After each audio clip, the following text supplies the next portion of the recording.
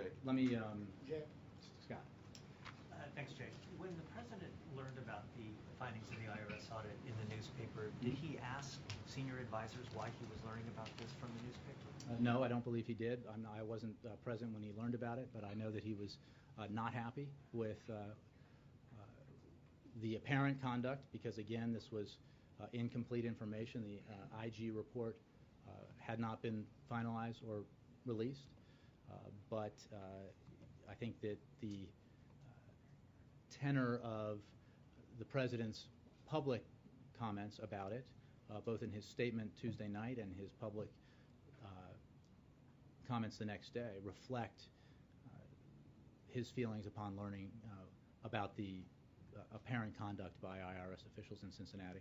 Just a quick follow-up. Did he ever ask, not necessarily in a critical vein, but just to sort of get a sense of how the White House is operating, why he wasn't informed of that earlier, or was that self-apparent? I was asked yesterday about this. The president believes and has faith, believes that the council's decision was the right one, and has faith in her judgment on these issues. This is the kind of thing that was an ongoing. Again, let's be clear. Let's step back and look at what we're talking about here. This was an uncompleted, ongoing, independent Inspector General's audit of activity by IRS personnel that turned out to be wholly inappropriate and wrong. It would have been wrong for him to do anything about it while the audit was still underway. It would have been, at the very least, created the appearance of intervening in an ongoing investigation or audit. And the cardinal rule here, as it should be, is that you do not intervene in ongoing criminal investigations or ongoing independent Inspector General audits. I understand your point.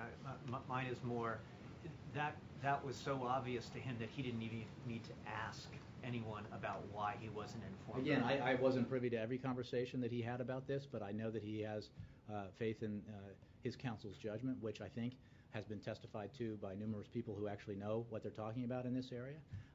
And this is not about public relations. Obviously, when a story like this breaks, we had to make the decision not to react to it until we had the actual facts, as opposed to reacting to partial information that appeared in the press. And that can be judged as inconvenient from a communications point of view, but it's absolutely the right thing to do from a substance and policy point of view. Yeah.